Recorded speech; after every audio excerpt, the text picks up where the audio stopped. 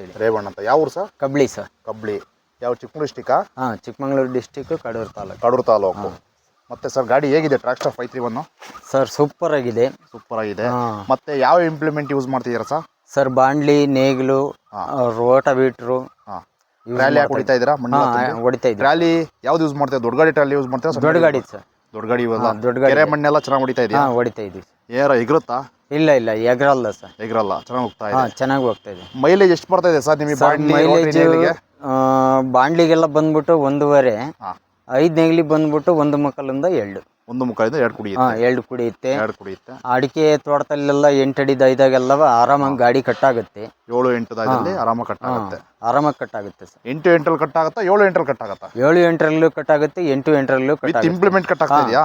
Implement ಬಾಂಡ್ಲಿ ಹಾಕಿದ್ರೆ, rotary ಹಾಕಿದ್ರೆ, ನೇಗ್ಲು ಹಾಕಿದ್ರು 7-8 ದಾಯದಲ್ಲಿ ಆರಾಮಾಗಿ ಕಟ್ಟಾಗ್ತಾ ಇದೆ. ಕಟ್ಟಾಗ್ತಾ ಇದೆ. ಮತ್ತೆ ಹೇಗಿದೆ ಸರ್ ಮೈಲೇಜ್ ಎಲ್ಲ ಚೆನ್ನಾಗಿ ಬರ್ತಾ ಇದೆಯಾ? ಮೈಲೇಜ್ ಎಲ್ಲ ಚೆನ್ನಾಗಿದೆ. ಗಾಡಿ ದಮ್ ಕಟ್ಟಲ್ಲ. ಒಳ್ಳೆ ಪಿಕಪ್ ಇದೆ ಗಾಡಿ. ಹಾರಾಡಲ್ಲ. ಪರ್ಫಾರ್ಮೆನ್ಸ್ ಎಲ್ಲ ಚೆನ್ನಾಗಿದೆ ಸರ್.